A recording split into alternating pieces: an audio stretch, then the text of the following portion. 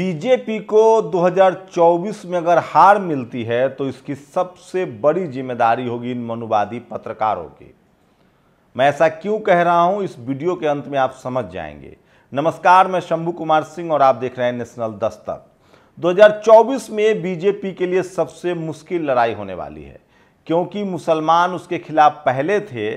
ध्रुवीकरण किया उन्होंने हिंदुओं के ध्रुवीकरण के नाम पर बीजेपी ने सवर्णों को मालामाल कर दिया।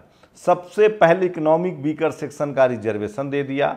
उसके बाद इतना ही नहीं, तमाम मनुवादियों ने बीजेपी को मुश्किल में डाल दिया है। अब बीएचयू का मामला ही देख लीजिए। लगभग 150 करोड़ रुपए के लागत से ओबीसी कोटे से हॉस्टल बनता है, लगभग 4000 कमरे। लेकिन उसी बीएचयू में जो मनुवादी हैं वो ओबीसी के छात्रों को हॉस्टल नहीं दे रहे हैं। वो सवर्ण गरीब छात्रों को तो हॉस्टल दे रहे हैं, लेकिन ओबीसी को नहीं दे रहे हैं। दलित समाज के लोग पहले से ही नाराज हैं, जिस तरह से उनका रिजर्वेशन खत्म हो रहा है। अब जाति जनगणना नहीं कराकर बीजेपी फंस गई है। अखिलेश यादव, मायावती दोनों जाति जनगणना के पक्ष में थे, योगी जी ने मना कर दिया। केंद्र में अमित शाह ने और मोदी ने भी मना कर दिया। सोचिए, याद कीजिए 2014 का वो दौर। लालू यादव, बेनी प्रसाद वर्मा, रामविलास पासवान ने सबको सत्ता से बाहर कर दिया था कांग्रेस ने। अर्जुन सिंह, जिसने यूपीए 1 में ओबीसी को स्कूल कॉलेज में रिजर्वेशन लागू कर दिया था, उसको भी ब्राह्मण कपिल सिब्बल के कहने पर कांग्रेस ने बाहर का रास्ता दिखा दिया था। नतीजा क्या हुआ? नतीजा बीजेपी आ गई ओबीसी के नाम पर। अब जाकर बीजेपी की भी हालत वही है। लगातार बीजेपी जिस तरह से सवर्णों का तुष्टीकरण कर रही है, एससी एसटी ओबीसी के संवैधानिक अधिकार खत्म हो रहे हैं। मैं आपको बता दूं, मैं जब एससी एसटी ओबीसी कहता हूं, इसका मतलब आप सिख हो सकते हैं, क्रिश्चियन हो सकते हैं, ईसाई हो सकते हैं, मुस्लिम हो सकते हैं, हिंदू हो सकते हैं, बुद्धिस्ट हो सकते हैं। एससी एसटी के रूप में आपका संवैधानिक अधिकार सुरक्षित है, जिसकी आबादी लगभग 60% है। जब ओबीसी 60% है, एससी एसटी को मिला दीजिए तो 90% की संख्या है। कहीं ऐसा तो नहीं है कि जो मनुवादी पत्रकार हैं वो मोदी को डुबा रहे हैं? ज़्यादातर पत्रकार सवर्ण हैं, वो एससी एसटी ओबीसी के संवैधानिक अधिकार के खिलाफ हैं और प्रधानमंत्री उसके इशारे पर नाच रहे हैं। उनको लग रहा है देश में सब कुछ सही चल रहा है। प्रधानमंत्री नरेंद्र मोदी जी, अगर आपने कॉलेजियम सिस्टम नहीं हटाया, हाईकोर्ट सुप्रीम कोर्ट में एससी एसटी ओबीसी के जजों की भर्ती का नियम नहीं बनाया, उनकी जगह पक्की नहीं की, एक तो पहले ही गलती की आपने किरण रिजिजू को कानून मंत्री से हटाकर, जो कॉलेजियम सिस्टम चाहते थे। दूसरी बात, मोदी जी, आप लगातार ओबीसी के दाखिले, दिल्ली यूनिवर्सिटी हो या पूसा हो, तमाम नौकरियों में ओबीसी के लोगों की नौकरियां नहीं दी जा रही है। आपके जो मनुवादी हैं वो रोस्टर बना रहे हैं, ऐसे 300 सीट हैं तो उसको डिपार्टमेंट वाइज सीट निकाल रहे हैं। लेकिन आप कब तक ठगेंगे? सोशल मीडिया का दौर है, लोगों को पता चल रहा है, आप बचने वाले नहीं हैं।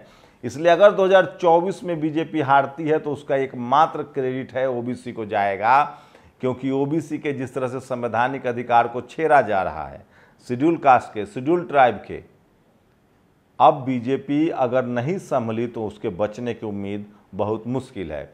और इसीलिए नीतीश कुमार ने साफ साफ कह दिया है कि ये उनका लास्ट 15 अगस्त है। वहीं आरएलडी में बीजेपी के नेताओं की टूटकर बाहर आने वाली है।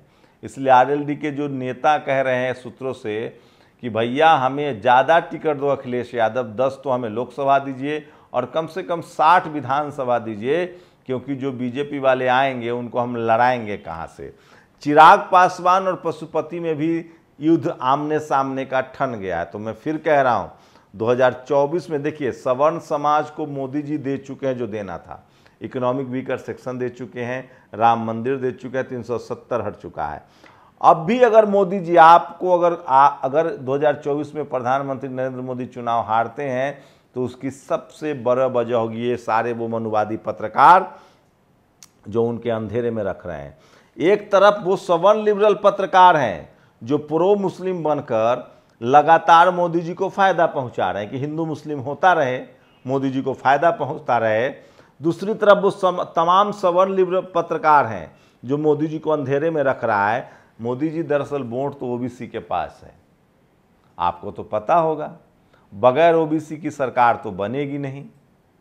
आपसे मुस्लिम नाराज है, शेड्यूल कास्ट ऑलरेडी नाराज है, रहा ओबीसी का आप तुष्टीकरण कर रहे हैं। सोचिए बीएचयू जैसे यूनिवर्सिटी में हॉस्टल नहीं दे रहे हैं आप।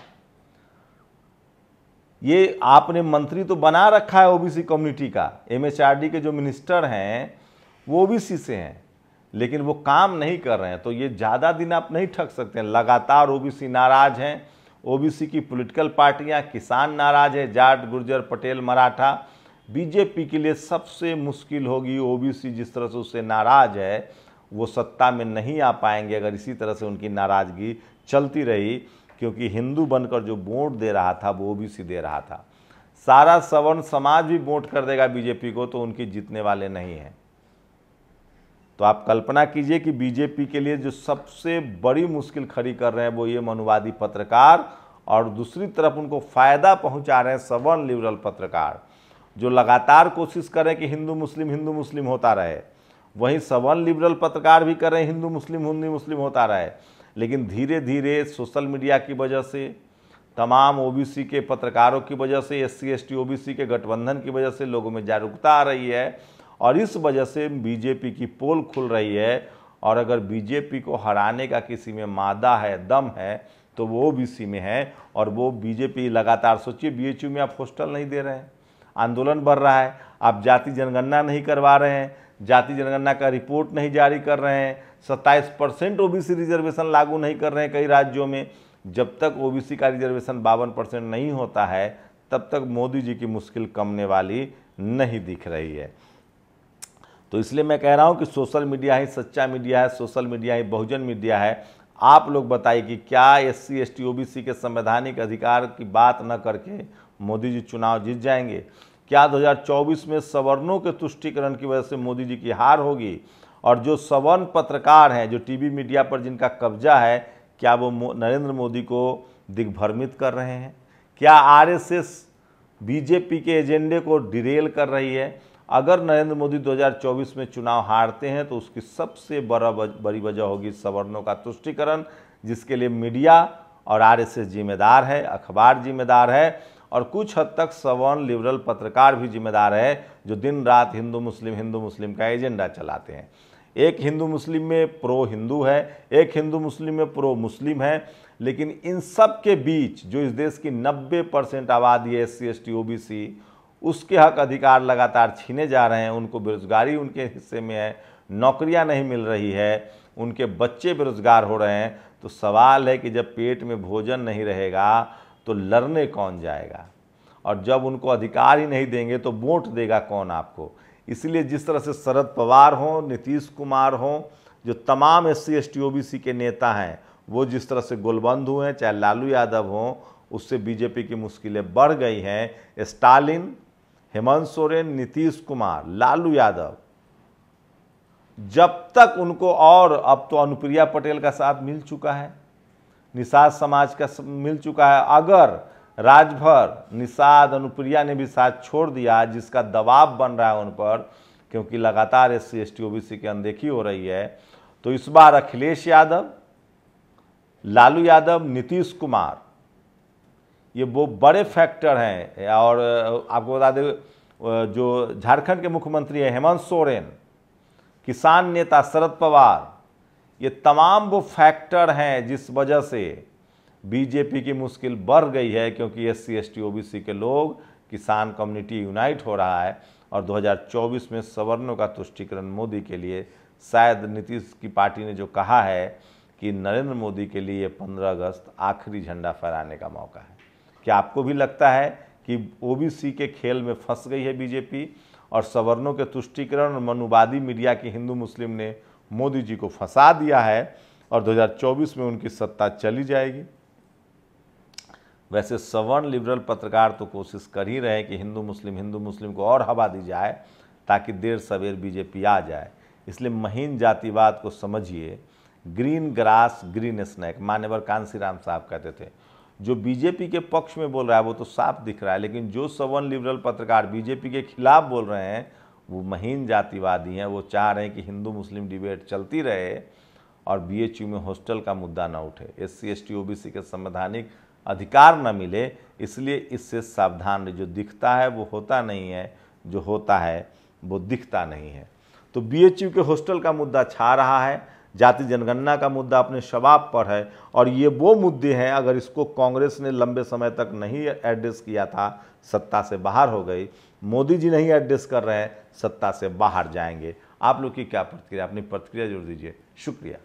नेशनल दस्तक की आपसे गुजारिश है कि अगर इसको बचाना चाहते हैं तो नेशनल दस्तक को सब्सक्राइब करने के लिए रेड कलर के सब्सक्राइब बटन को दबाएं, फिर बेल आइकन की घंटी दबाएं। नेशनल दस्तक को बचाने के लिए बहुत जरूरी है कि हर खबर को शेयर करें, लाइक करें, कमेंट जरूर करें।